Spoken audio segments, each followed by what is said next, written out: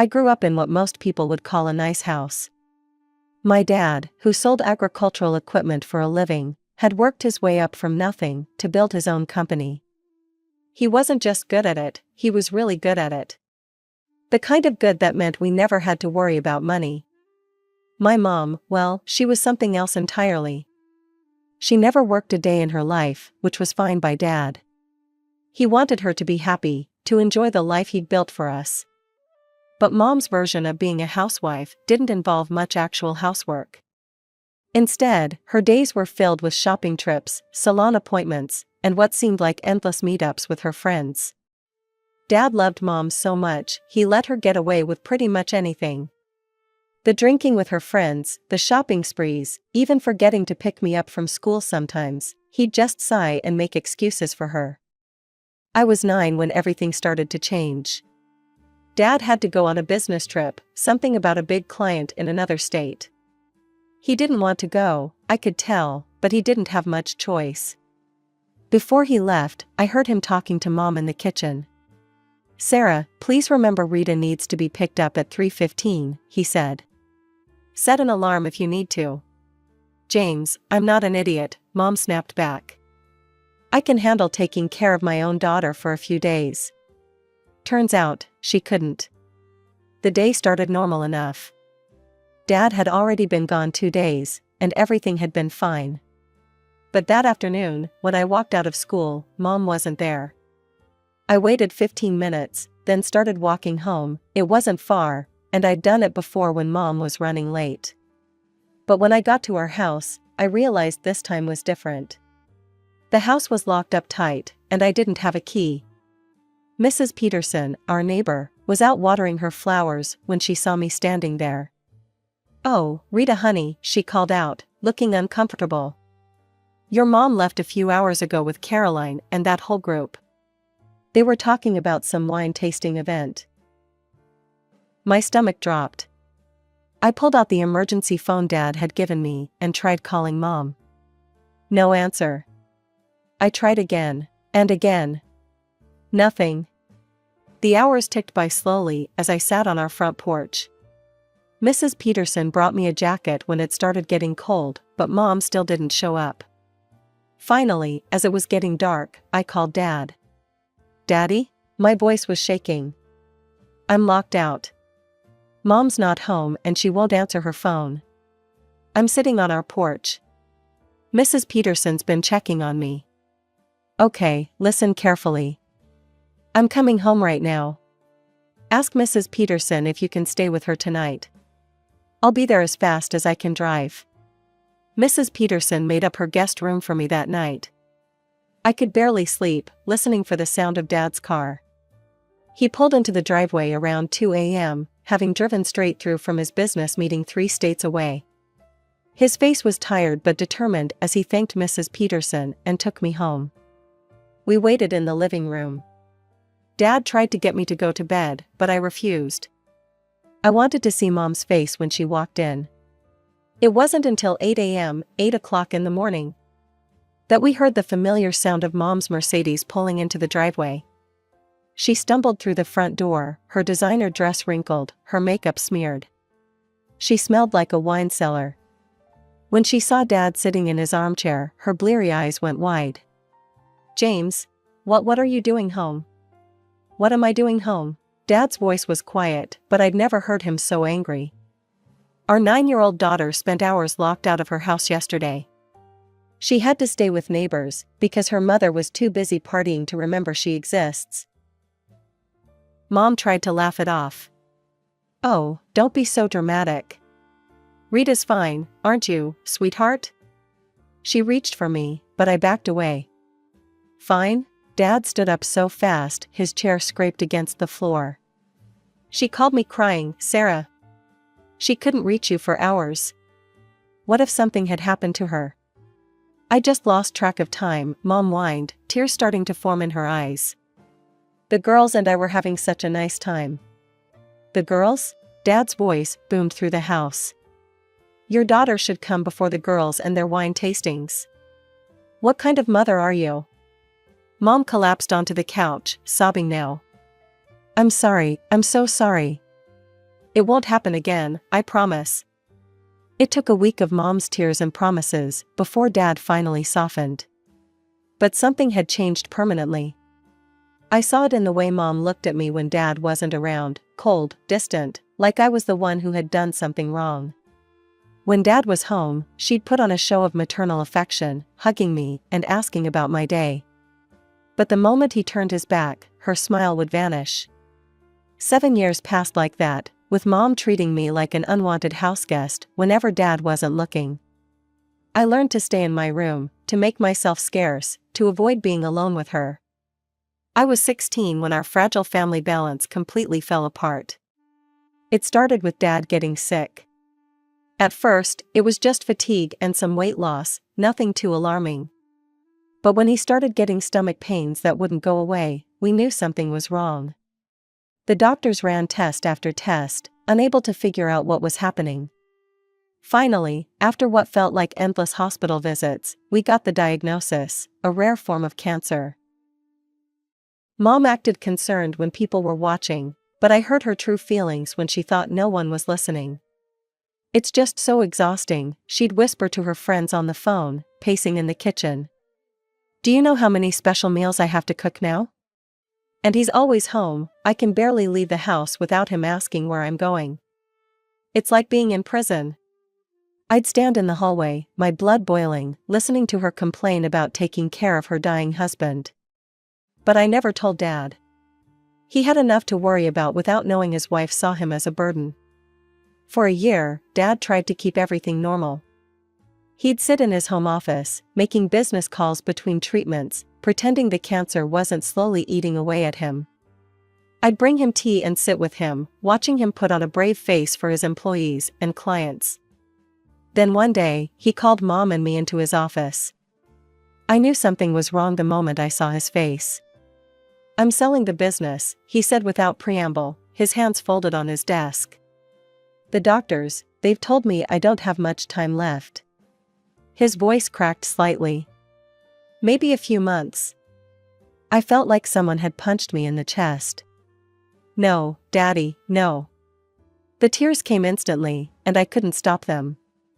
"Rita, sweetheart," Dad reached for my hand. "I need to do this. Neither of you could run the company after I'm gone, you're too young, and your mother, well, it's not her field. I won't let everything I built crash and burn. At least this way, I can make sure you're both taken care of." Mom made a show of crying, dabbing at her eyes with a tissue, but I caught her checking her phone while Dad wasn't looking. Her tears were as fake as her designer handbags. The weeks that followed were brutal. Dad got weaker by the day. I started rushing home from school, dropping my backpack at the door and heading straight to his room. Sometimes I'd do my homework sitting next to his bed, other times I'd just hold his hand while he slept. The nurse, Mrs. Rodriguez, was there during the day, making sure Dad took his medications and helping him eat. But Mom? She was barely around. When she did show up, she'd wrinkle her nose and complain about the hospital smell in the house. "I just can't handle being here all the time," she told me one day, applying lipstick in the hallway mirror. "The smell of sickness, it's everywhere. I need to get out, to breathe." What she meant was she needed to party. To shop. To pretend her husband wasn't dying upstairs. When Dad's condition got so bad they had to move him to the hospital, Mom stopped coming home at night completely. She'd breeze in at dawn, looking suspiciously happy for someone whose husband was dying in a hospital bed. One morning, I couldn't take it anymore. "Where were you all night?" I demanded as she walked in, wearing the same clothes as yesterday. "That's none of your business, young lady," she snapped, but I could smell the alcohol on her breath.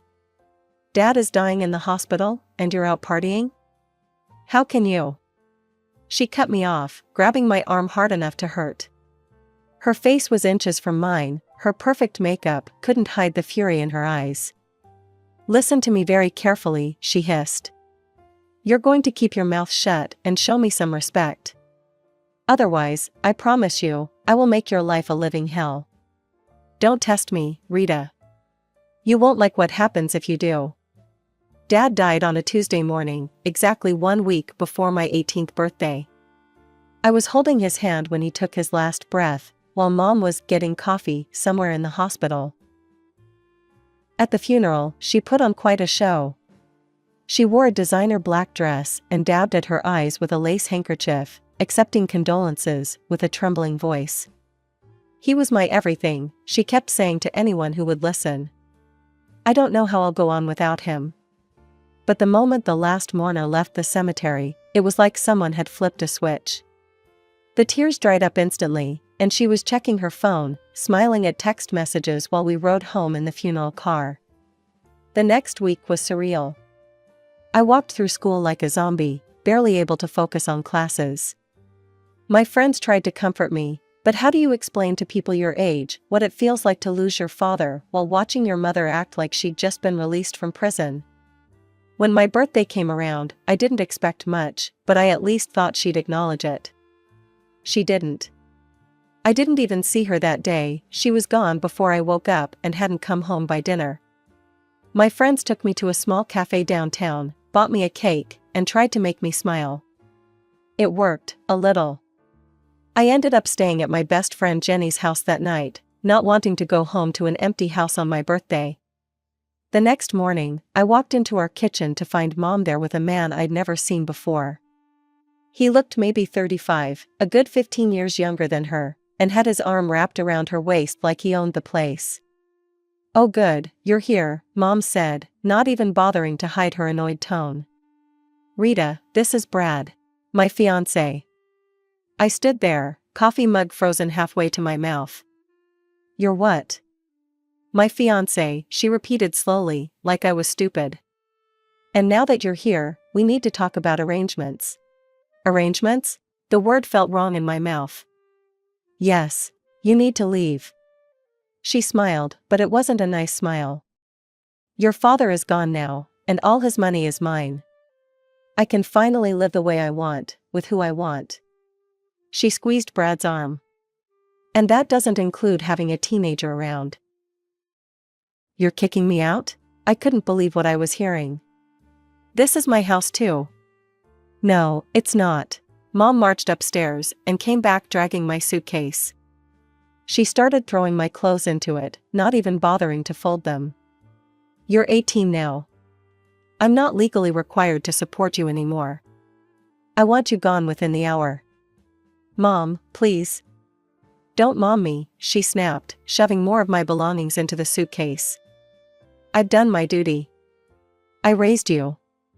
Now it's time for me to be happy."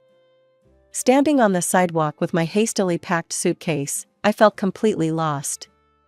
I had no grandparents, no aunts or uncles. Dad was an only child, and Mom's family had cut ties with her years ago for reasons she never explained. With shaking hands, I called Jenny. "Of course you can stay with me," she said immediately when I explained what happened, her voice full of concern and anger on my behalf. "My mom's been worried about you anyway. She actually mentioned last night that she was afraid something like this might happen. Come over right now." Jenny and her mom lived in a modest 3-bedroom apartment across town. They set me up on their pull-out couch in the living room, bringing out their nicest sheets and even buying me new pillows. It wasn't much, but compared to being homeless, it felt like a luxury hotel. Jenny's mom hugged me tight and whispered, "Stay as long as you need, sweetheart." The next week passed in a blur as I threw myself into final exams, trying desperately to keep my grades up even though my world was falling apart. I studied late into the night, partly because I needed to pass, but mostly because it kept me from thinking about my situation. I had no idea what I'd do after graduation. College seemed impossible now that I had no home and no money. Every time I thought about the future, panic would start to set in. Then Mrs. Peterson, our old neighbor, called. "Rita, honey," she said, her voice gentle but strained. "I thought you should know, your mother is planning an engagement party at the house. Next weekend. She's been going all out, ordering catering, hiring decorators, the works." My stomach churned violently. An engagement party? Dad's been dead less than a month. His grave hasn't even settled yet. I know, dear. I'm so sorry. I just thought you should know, since. She trailed off awkwardly. We both knew I hadn't been invited. Hadn't even been told. It's absolutely shameful, she added, anger creeping into her usually sweet voice. I spent the next few days alternating between rage and despair. How could Mom move on so quickly? How could she pretend Dad never existed? While I was still crying myself to sleep most nights, still wearing Dad's old sweater because it smelled like him, she was planning a party to celebrate her engagement to a man young enough to be her son. 3 days after Mrs. Peterson's call, my phone rang again. This time, it was a man identifying himself as Herbert Maxwell, a notary public. His voice was formal but kind, reminding me a little of Dad's business voice. Miss Mitchell, he said, I need you to come to my office as soon as possible. It's regarding your father's will. I've been trying to handle some matters remotely, but this requires your presence. When I arrived at his office downtown, Mr. Maxwell, a kind-looking older man with wire-rimmed glasses and a grandfatherly demeanor, got straight to the point. His office smelled like old books and coffee, and somehow that was comforting. Your father made some very specific arrangements before his death, he said, pulling out a thick folder and adjusting his glasses. The house, all of its contents, and the entire proceeds from the sale of his business, everything has been left to you, Miss Mitchell. Additionally, your father set up a trust fund specifically for your college education. He was very thorough in his planning. Mr. Maxwell reached into the folder and pulled out an envelope. Your father also left this for you, he said, sliding it across the desk. He was very specific that you should read it in private. With trembling fingers, I opened the envelope and unfolded the letter inside. Dad's familiar handwriting made my eyes well up immediately. My dearest Rita. If you're reading this, then I'm gone. I'm so sorry I had to leave you, sweetheart. There's so much I wanted to see, your graduation, your college years, your wedding someday. But life doesn't always give us what we want. What I can give you, though, is protection. I need to tell you something difficult. I've known for some time about your mother's affair. I've known about her lover, about her plans for my money after I'm gone. I heard her on the phone countless times, planning her future, a future that didn't include you. I want you to understand that this isn't revenge. This is me protecting my daughter, the only person who sat with me through my illness, who held my hand without complaint, who loved me unconditionally.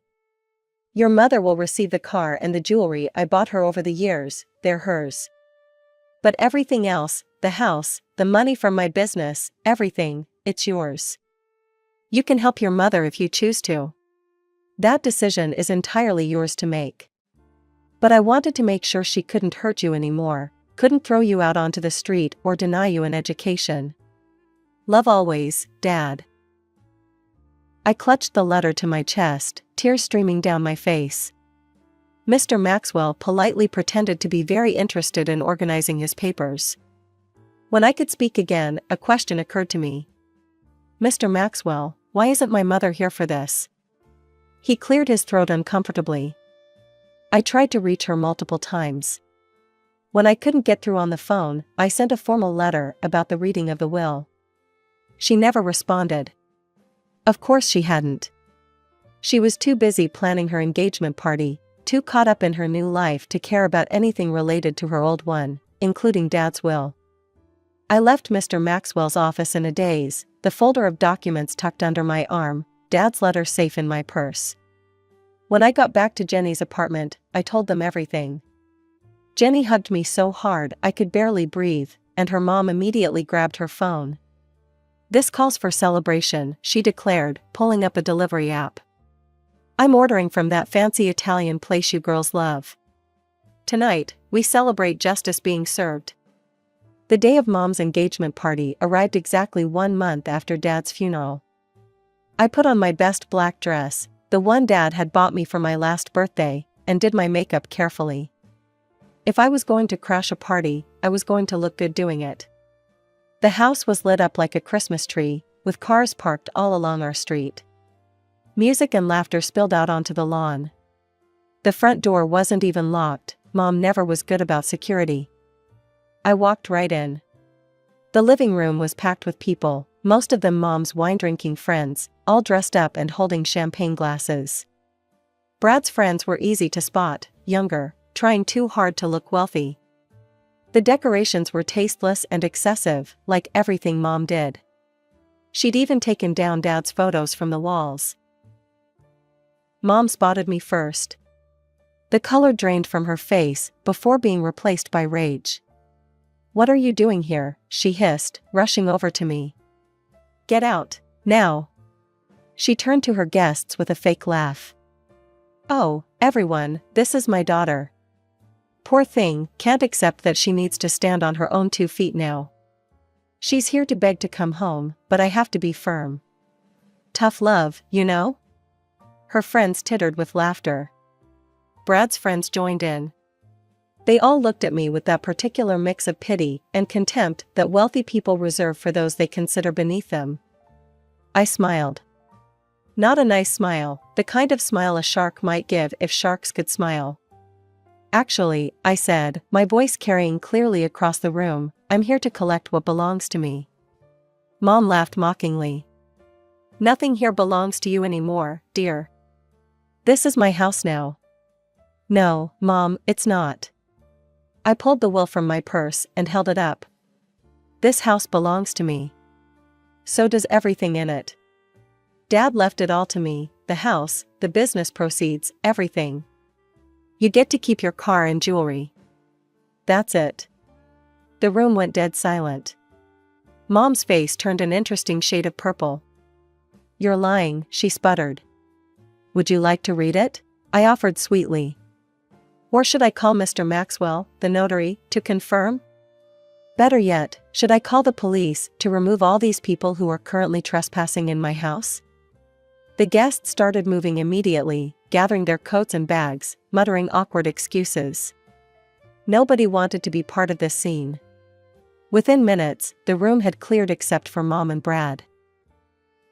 "Rita, sweetie," Mom's voice turned sugary. "We can work this out. We're family. Your father wouldn't want us fighting like this." I just shook my head and pointed to the door. "You're right about one thing, Mom. Dad wouldn't want us fighting. That's why he made sure we wouldn't have to. The door's that way." Mom didn't go quietly. She never did anything quietly. "You ungrateful little bitch," she screamed, her perfect makeup running with angry tears. "After everything I've done for you." Brad stood awkwardly beside her, his eyes darting between Mom and me, then to the door, like he was calculating his escape route. I noticed he'd stopped touching her, had actually taken a few steps away from her meltdown. "Everything you've done for me?" I laughed, but there wasn't any humor in it. "Like abandoning me when I was 9? Like complaining about taking care of Dad when he was dying? Like throwing me out the day after my 18th birthday?" By this point, neighbors had started gathering on our front lawn, drawn by Mom's screaming. Mrs. Peterson was there, along with the Johnsons from across the street and the Mendozas from next door. They weren't even trying to hide that they were watching. "This isn't over." Mom grabbed her designer purse from the sofa. "I'll get a lawyer.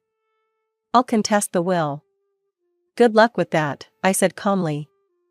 Dad made everything legally bulletproof. "But hey, feel free to waste whatever money you have left on lawyers." That's when I saw it, the moment Brad's expression changed. He looked at Mom like he was seeing her for the first time, and he didn't like what he saw. A broke, aging woman with no house, no inheritance, and no prospect of getting either. "Sarah," he said, backing toward the door. "Maybe we should take some time, to process all this." Mom's face crumpled as she realized what was happening. "Brad, baby, don't do this. We can figure something out." But Brad was already gone, practically running to his car. Mom chased after him, still screaming, but he drove away without looking back.